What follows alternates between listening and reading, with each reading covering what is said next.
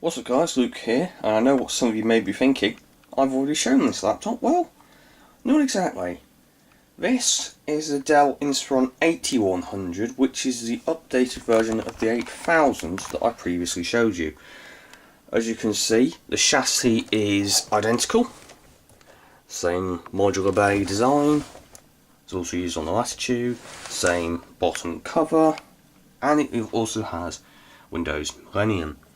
Now this doesn't have a hard drive of its own, but because obviously the similarities between this and the 8000, I can therefore simply use the one from the 8000 in the same caddy.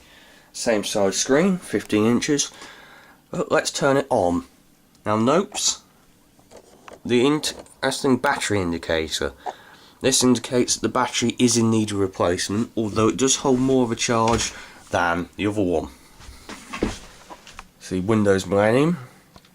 You may notice, if you are eagle-eyed, that this looks smaller, this logo, than it did on the 8000. Well, there's a good reason for that. You see, where the 8000 had a 1400 by 1050 screen, this uses the 1600 by 1200. That's right, a 2001 era laptop, which obviously you can see I've just put the hard drive in. A 2001 era laptop has a screen that is bigger than a lot of laptops have today. Now there are a couple of issues with this laptop. Namely, speakers are absolutely shot. And I mean shot. I have never heard laptop speakers that are this broken. It's only one of the channels, and I can't remember which one it was. I think it was the left channel that was completely shot. So I'm going to have to try and find a way of replacing those speakers. But as you can see, the keyboard is exactly the same as that found on the 8000. Although the track point on this one works. The keys are similarly worn, so it will be in need replacement. And I don't think it's actually charging the battery, which is interesting. I think it might have been. Jump cut. Okay, and we're back, so continue with the resetting up of this laptop. There we go, plug and play launcher installed. It's probably going to ask to reboot. Oh yeah. CMOS battery in this one is as dead as in the other one, so you can see it's gone back quite a way in time.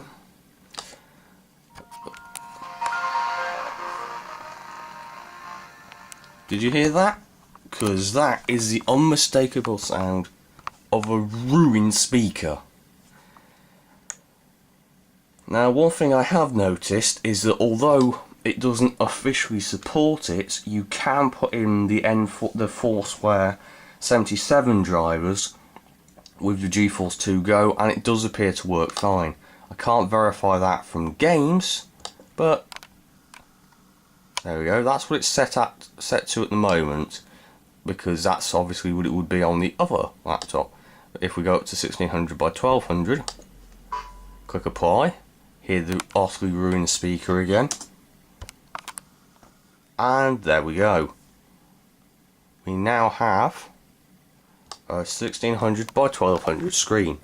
Now, to put it into perspective, the only screen I've ever owned with a high resolution is my 1980 by 1080, 1920 by 1080 desktop screen right now. Back in its day, this would have been extremely impressive. I mean, it would have matched the massive CRTs and the high-end ones. Now, how do the specs compare to the 8000? Well, it also uses a 1 GHz Pentium 3, but it's a model with a higher front side bus speed, so it will be noticeably quicker. It uses the same GeForce 2 Go graphics card as the Inspiron 8000, although these were available with ATI Mobility M3 and M4 chips, with the same amount of VRAM. It has 256 megabytes of actual RAM, and the Pentium 3 processor also has a little more cache. other than that, the systems are pretty much identical, as has been shown by the fact that it boots up pretty much okay on installation that we saw another laptop. Track point works fine, although for some reason I'm not focusing anywhere near where I should be for where the mouse pointer is. Whatever. Probably would help if I was paying attention. And mouse pointer's not showing up on here. Funny.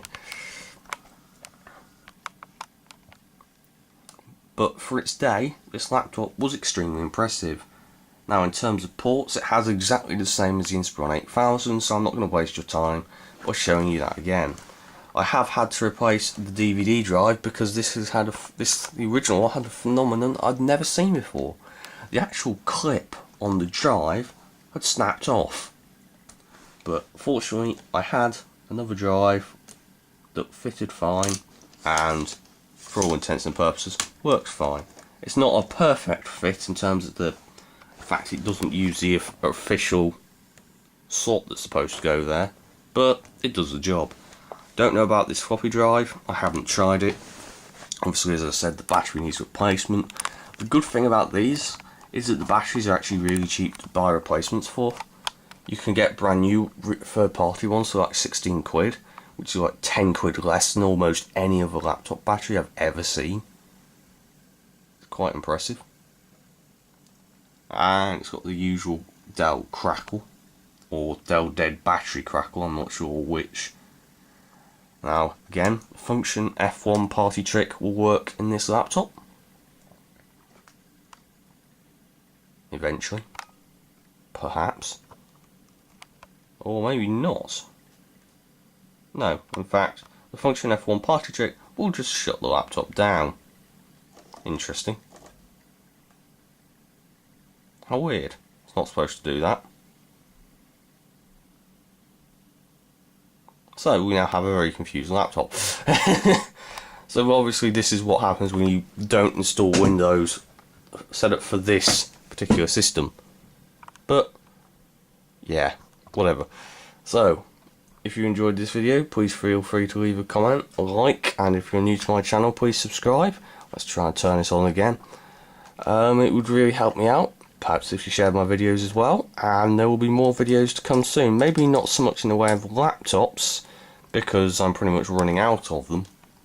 There's your processor, graphics chip and sound chip specs. Although there is still the possibility of me doing the PowerBook video as and when I actually get that thing running. I still haven't yet. This one will be sitting for a little while yet. I want to get the 8000 Inspiron and the Advent sold before I finish off this one. One thing that I would also like to note is that there was an 8200 which is very similar to these. However, that was a Pentium 4M system and it had ATI Radeon graphics, so it was quite a step up. It was something like a 1.6 GHz processor, and there is the sound of the ruined speakers, and there is the sound of it not charging properly for whatever reason. So there's something not quite right with my charger at the moment. It's my universal one. But yeah, I hope to see you back here in the very near future, guys. And this has completely crashed. Windows Millennium, everybody. See you next time.